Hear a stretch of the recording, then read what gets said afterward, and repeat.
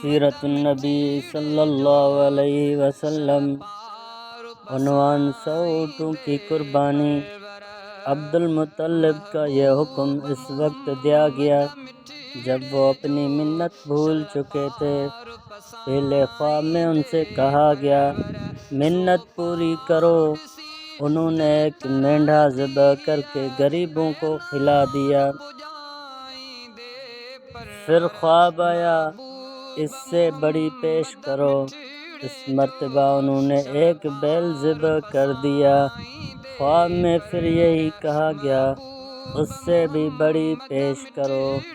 اب انہوں نے اونٹ ذبح کیا۔ پھر خواب آیا اس سے بھی بڑی چیز پیش کرو۔ انہوں نے پوچھا اس سے بھی بڑی چیز کیا ہے؟ تب کہا گیا اپنے بیٹوں میں سے کسی کو ذبح کرو جیسا کہ تم نے منت مانی تھی۔ اب انہیں اپنی منت یاد آئی۔ اپنے بیٹوں کو جمع کیا، ان سے منت کا ذکر کیا۔ سب کے سر جھک گئے۔ کون خود کو ذبح کرواتا؟ آخر عبداللہ بولے ابا جان آپ مجھے ذبح کر دیں۔ یہ سب سے چھوٹے تھے، سب سے خوبصورت تھے، سب سے زیادہ محبت بھی عبد المطلب کو انہی سے تھی، لہٰذا انہوں نے قرعہ اندازی کرنے کا ارادہ کیا۔ تمام بیٹوں کے نام لکھ کر قرعہ ڈالا گیا۔ عبداللہ کا نام نکلا۔ اب انہوں نے چھری لی، عبداللہ کو بازو سے پکڑا، انہیں ذبح کرنے کے لیے نیچے لٹا دیا۔ جوں ہی باپ نے بیٹے کو لٹایا، عباس سے ضبط نہ ہو سکا، فوراً آگے بڑھے اور بھائی کو کھینچ لیا۔ اس وقت یہ خود بھی چھوٹے سے تھے۔ ادھر باپ نے عبداللہ کو کھینچا۔ اس کھینچا تانی میں عبداللہ کے چہرے پر خراشیں بھی آئیں۔ ان خراشوں کے نشانات مرتے دم تک باقی رہے۔ اسی دوران بنو مخزوم کے لوگ آ گئے۔ انہوں نے کہا آپ اس طرح بیٹے کو ذبح نہ کریں، اس کی ماں کی زندگی خراب ہو جائے گی۔ اپنے رب کو راضی کرنے کے لیے بیٹے کا فدیہ دے دیں۔ اب سوال یہ تھا کہ فدیہ کیا دیا جائے؟ اس کی ترکیب یہ بتائی گئی کہ کاغذ کے ایک کاغذ پر 10 اونٹ لکھے جائیں، دوسرے پر عبداللہ کا نام لکھا جائے۔ اگر 10 اونٹ والی پرچی نکلے تو 10 اونٹ قربان کر دیے جائیں، اگر عبداللہ والی پرچی نکلے تو 10 اونٹ کا اضافہ کر دیا جائے۔ پھر 20 اونٹ والی پرچی اور عبداللہ والی پرچی ڈالی جائے۔ اب اگر 20 اونٹ والے پرچی نکلے تو 20 اونٹ قربان کر دیے جائیں، ورنہ 10 اونٹ اور بڑھا دیے جائیں۔ اس طرح 10-10 کر کے اونٹ بڑھاتے جائیں۔ عبد المطلب نے ایسا ہی کیا ہے، 10-10 اونٹ بڑھاتے چلے گئے۔ ہر بار عبداللہ کا نام نکلتا چلا گیا، یہاں تک کہ اونٹوں کی تعداد 100 تک پہنچ گئی۔ تب کہیں جا کر اونٹوں والی پرچی نکلی۔ اسی طرح ان کے جان کے بدلے 100 اونٹ قربان کیے گئے۔ عبد المطلب کو اب پورا اطمینان ہو گیا کہ اللہ تعالیٰ نے عبداللہ کے بدلے 100 اونٹوں کی قربانی منظور کر لی ہے۔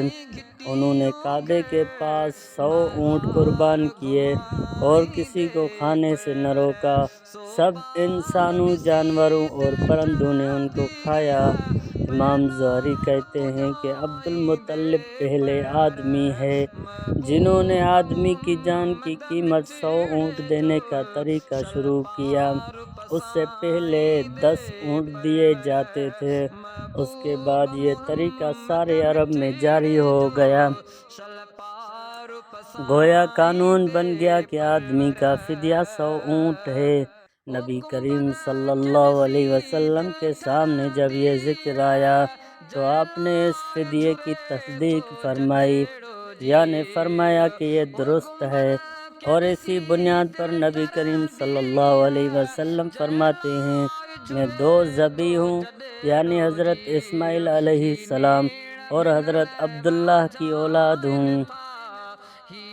حضرت عبداللہ قریش میں سب سے زیادہ حسین تھے، ان کا چہرہ روشن ستارے کی مانند تھا۔ قریش کی بہت سی لڑکیاں ان سے شادی کرنا چاہتی تھیں، مگر حضرت عبداللہ کی حضرت آمنہ سے شادی ہوئی۔ حضرت آمنہ وہب بن عبد مناف بن زہرہ کی بیٹی تھی۔ شادی کے وقت حضرت عبداللہ کی عمر 18 سال تھی۔ یہ شادی کے لیے اپنے والد کے ساتھ جا رہے تھے۔ راستے میں ایک عورت کعبے کے پاس بیٹھی نظر آئی۔ یہ عورت ورقہ بن نوفل کی بہن تھی۔ ورقہ بن نوفل قریش کے ایک بڑے عالم تھے۔ ورقہ بن نوفل سے ان کی بہن نے سن رکھا تھا کہ وقت کے آخری نبی کا ظہور ہونے والا ہے، اور ان کی نشانیوں میں سے ایک نشانی یہ ہوگی کہ ان کے والد کے چہرے میں نبوت کا نور چمکتا ہوگا۔ جو ہی اس نے عبداللہ کو دیکھا، فوراً اس کے ذہن میں یہ بات آئی۔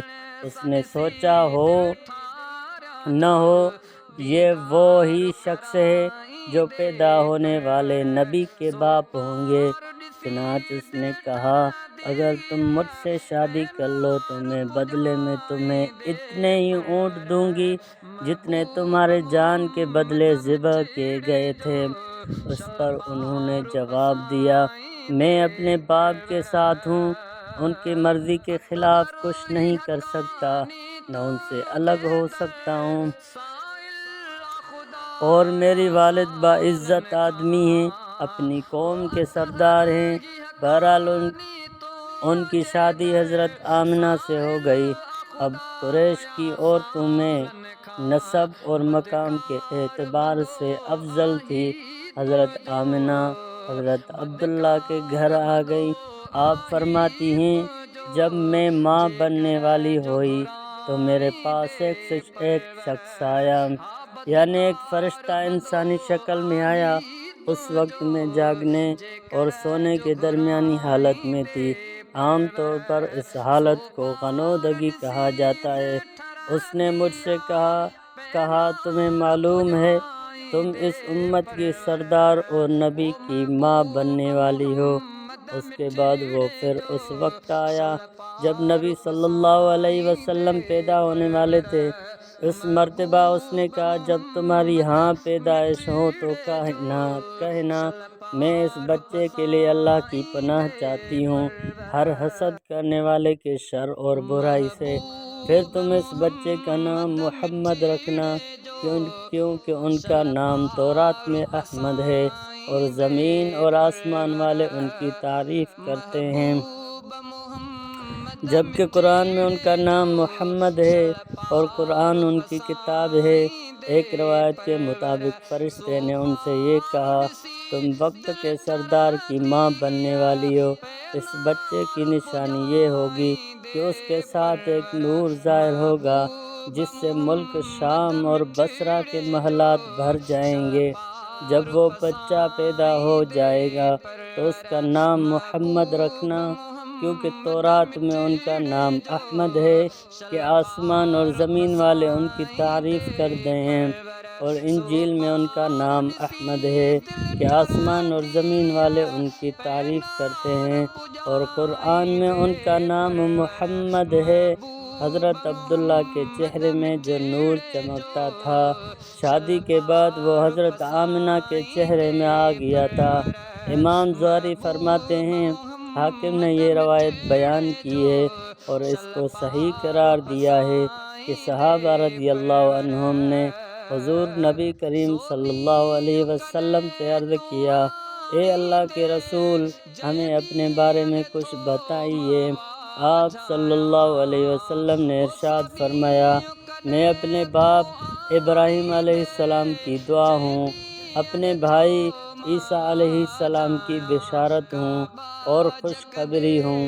جب میں اپنی والدہ کے شکم میں آیا تو انہوں نے دیکھا گویا ان سے ایک نور ظاہر ہوا ہے جس سے ملک شام میں بصرہ کے محلات روشن ہو گئے۔ حضرت آمنہ نے حضرت حلیمہ سعدیہ سے فرمایا تھا، میرے اس بچے کی شان نرالی ہے، یہ میرے پیٹ میں تھے تو مجھے کوئی بوجھ اور تھکن محسوس نہیں ہوئی۔ حضرت عیسیٰ علیہ السلام وہ آخری پیغمبر ہیں جنہوں نے آپ صلی اللہ علیہ وسلم کی آمد کی خوشخبری سنائی ہے۔ اس بشارت کا ذکر قرآن میں بھی ہے۔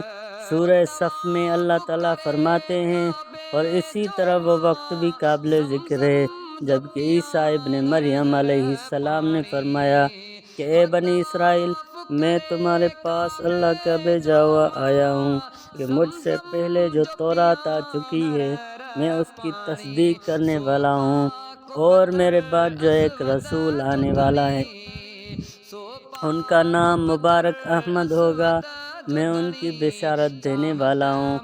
آپ چونکہ حضرت عیسیٰ علیہ السلام یہ بشارت سنا چکے تھے، اس لیے ہر دور کے لوگ آپ صلی اللہ علیہ وسلم کی آمد کا بے چینی سے انتظار کر رہے تھے۔ ادھر آپ کی پیدائش سے پہلے ہی حضرت عبداللہ انتقال کر گئے۔ سابقہ کتب میں آپ کی نبوت کی ایک علامت یہ بھی بتائی گئی کہ آپ کے والد کا انتقال آپ کے والد سے پہلے ہو جائے گا، آپ کی ولادت سے پہلے ہو جائے گا۔ حضرت عبداللہ ایک تجارتی قافلے کے ساتھ تجارت کے لیے گئے تھے، اس دوران بیمار ہو گئے اور کمزور ہو کر واپس لوٹے۔ قافلہ مدینہ منورہ سے گزرا تو حضرت عبداللہ اپنی ننہیال یعنی بنو نجار کے ہاں ٹھہرے۔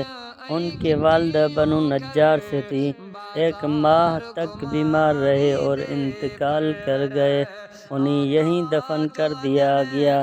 تجارتی قافلہ جب حضرت عبداللہ کے بغیر مکہ مکرمہ پہنچا اور عبد المطلب کو پتہ چلا کہ ان کے بیٹے عبداللہ بیمار ہو گئے ہیں اور مدینہ منورہ میں اپنی ننہیال میں ہیں، تو انہیں لانے کے لیے عبد المطلب نے اپنے بیٹے زبیر کو بھیجا۔ جب یہ وہاں پہنچے تو عبداللہ کا انتقال ہو چکا تھا۔